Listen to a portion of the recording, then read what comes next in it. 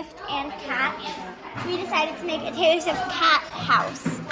And it's like, you can use it for dolls, cats, like cat dolls, not actual cats.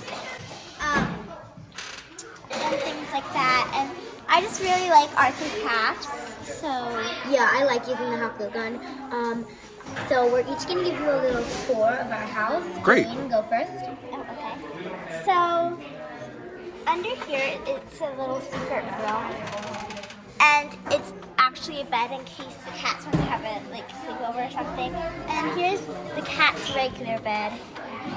And then you can hop up these stairs to come to this spot, and then you can watch TV.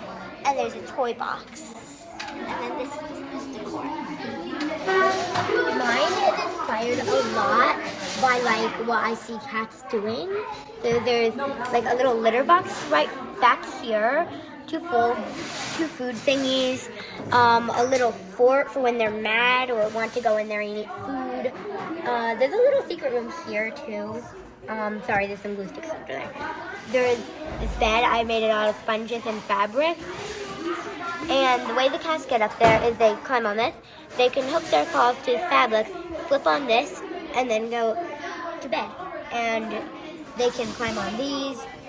And there's a little window up here for just looking out of if you're on this perch or something.